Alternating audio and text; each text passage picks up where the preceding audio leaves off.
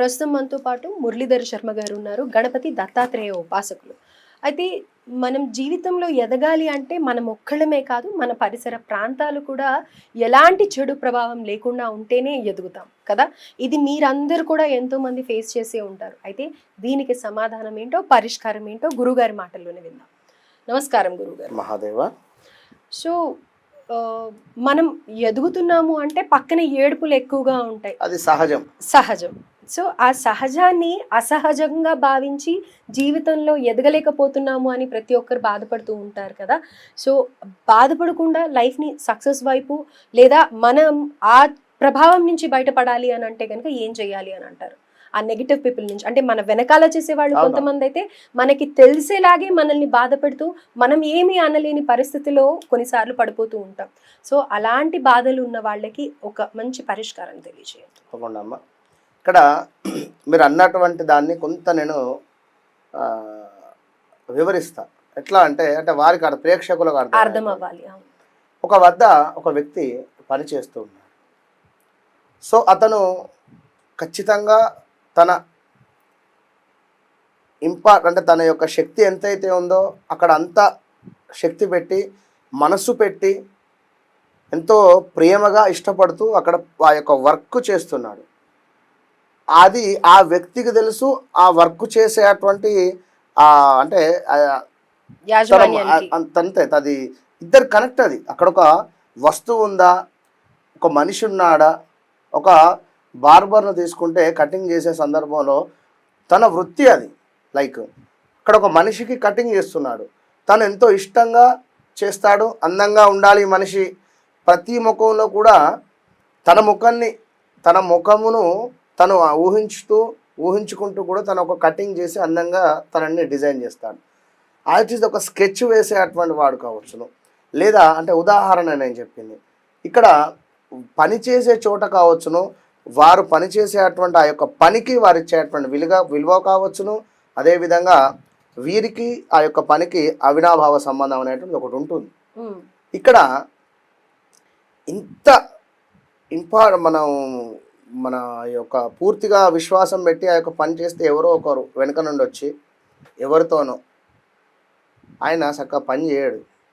తను అనుకుంటాడు కానీ సరిగ్గా పని అయితే చేయడు.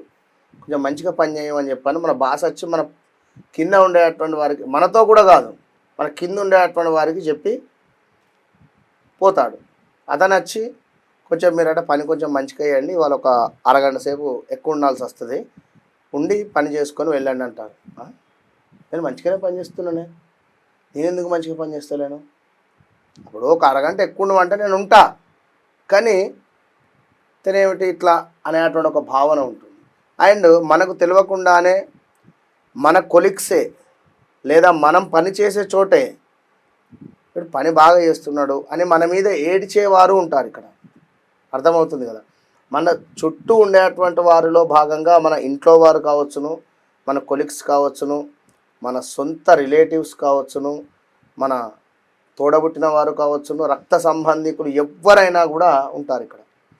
అంటే మనకు సంబంధించి వీడు బాగా పనిచేస్తున్నాడు, డబ్బులు బాగానే సంపాదించుకుంటాడు, ఎన్నడో అవుతుంది వీనికి అనేటువంటి మన గురించి చెడుగా అనుకునేటువంటి వారు కూడా. ఇప్పుడు మనం అందరి గురించి మంచిగా ఆలోచించుకుంటున్నాం, బట్ మన గురించి చెడుగా ఆలోచించుకోవాల్సినటువంటి అవసరం లేదు. అలా చెడుగా ఆలోచించుకునేటువంటి వారి గురించి ఈ రెమెడీ తప్పకుండా. కనుక మరి అలా మీరు పనిచేసే చోట ఎవరికైనా ఇక్కడ ఏం జరుగుతుందంటే మనము అసలు వర్క్ చేయాలి అనేటువంటి ఇంట్రెస్ట్ అనిపించదు. ఆ ధైర్యం పోతుంది కదా, ధైర్యం పోతుంది, ఇంట్రెస్ట్ అనేటువంటిది ఉండదు. కొంత మానసికంగా మాత్రం కనెక్ట్ అయి ఉండలేం ఆ వర్క్ కోను, దానికి మానసిక బాధ అనేటువంటిది ఉంటుంది. కనుక ఇలాంటి సందర్భంలో అద్భుతమైనటువంటి ఒక రెమెడీ చెప్తాను, వీరికి తప్పకుండా చేసుకునేటువంటి ప్రయత్నం చేయాలి. అయితే ఇక్కడ ఎప్పుడైనా కూడా మంచి మనసు అని నేను చెప్తాను. సరే, ఇక్కడ మనం ఈ రెమెడీ చెప్తున్నాం, ఈ రెమెడీ చేసే సందర్భంలో ఫలానా వాడు నా గురించి అనుకుంటున్నాడు, వాడు నాశనం అయిపోవాలి, కోరుకోవద్దు. ఓకే, చెడు కోరుకోవద్దు. ఫలానా వాడు నా గురించి ఏమనుకున్నాడు, బీ స్మైల్, అంతే. అది యూనివర్స్ చూసుకుంటుంది, మనం చేసేటువంటి రెమెడీ చూసుకుంటుంది. కామ్ అయిపోతారు వారు, ఓకే. వారే కామ్ అయిపోతారు. మనసులో చెడు కోరుకోకండి.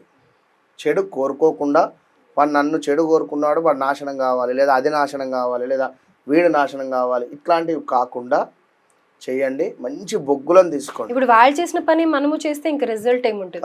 అట్లా ఉండదు. బొగ్గులు అంటే ఇక్కడ రైల్వే బొగ్గులు అనేటువంటివి చాలా గట్టిగా ఉంటాయి, అవి సరిగ్గా అంటుకోవు. కనుక ఐరన్ చేసేటువంటి బొగ్గులు తెచ్చుకోండి. తెచ్చుకొని న్యాచురల్ కట్టె నుండి వచ్చినటువంటి బొగ్గులను ఒక మట్టి బౌల్ తీసుకోండి. మట్టి బౌల్లో ఈ యొక్క బొగ్గులను చక్కగా కూడా వేసి కొంత కర్పూరంతో కూడా వెలిగించవచ్చు దాన్ని.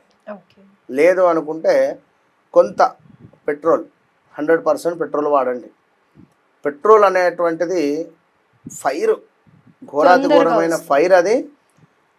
ఇది వాడడం వల్ల కొంత చెడు ప్రభావము ఏదైతే మన మీద ఉంటుందో అది 100% పోతుంది. మన గురించి బ్యాక్ మాట్లాడుకునేటువంటి వెనక ఎవరైతే మన గురించి చెడుగా అనుకుంటున్నారో, మన వెనకాల ఎవరైతే చెడుగా అంటున్నారో వారికి సంబంధించి ఖచ్చితంగా కూడా ఈ యొక్క బొగ్గులను పెట్రోల్తో చక్కగా అంటుపెట్టండి, కాల్చండి. మొత్తం ఎర్రగా అయిన తర్వాత ఒక 21 మిరియాలు తీసుకోండి. 21 మిరియాలు. ఇందులో ఇవి కూడా తోక మిరియాలు తీసుకోవాలి, మామూలు మిరియాలు కాకుండా. తోక మిరియాలు 100 గ్రామ్ ఇవ్వమంటే వాడు పూజా సామాగ్రి సెంటర్లో ఇచ్చేస్తాడు. తోక మిరియాలు 100 గ్రామ్ తీసుకోవాలి. తీసుకొని ఇది ఎప్పుడు గురువారం రోజు ప్రదోష కాలంలో కానీ ఆదివారం రోజు ప్రదోష కాలంలో కానీ చేయాలి. ఇది గుర్తుంచుకోండి. ఓం ద్రాం దత్తాత్రేయాయ నమః. ద్రాం దత్తాత్రేయాయ నమః.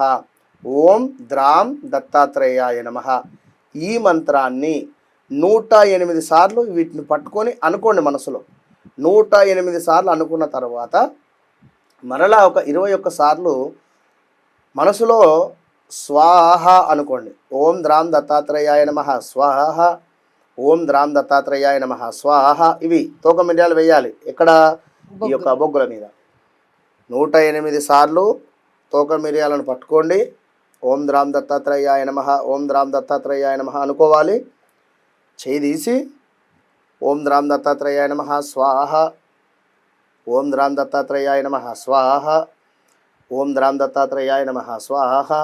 ఇట్లా 21 పర్యాయాలు, 21 సార్లు కూడా ఈ యొక్క 21 తోక మిరియాలు వేయండి.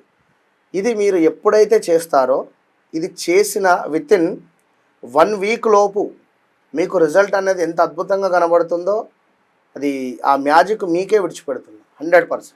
రైట్. సో మామూలుగా ఇలాంటి నరదృష్టి, ఇలాంటి వారాహి, ప్రత్యంగిర అమ్మవారి పూజల్లో కూడా ఎక్కువగా ఈ మిరియాలు వాడటం చూస్తూ ఉంటాం చెడు ప్రభావాన్ని తొలగించడానికి.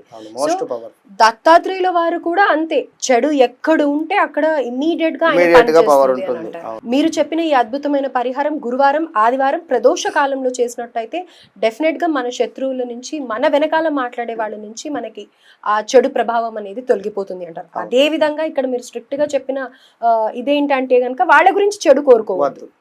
వారు ఇప్పుడు ఎవరైతే ఉన్నారో వారి పేరు అనుకోండి, అంతే, అందులో వేయండి. అది రిజల్ట్ ఆయన చూపిస్తాడు. కుదిరితే 8:40 కూడా చేయవచ్చు. సమయానికి వీలవటం లేదు అనుకునే వారు 8:40 నుండి 9:40 లోపు ఎప్పుడైనా చేయండి. రైట్ గురుగారు, ఒక అద్భుతమైన పరిహారం అందించారు. ధన్యవాదాలు. మహాదేవ్.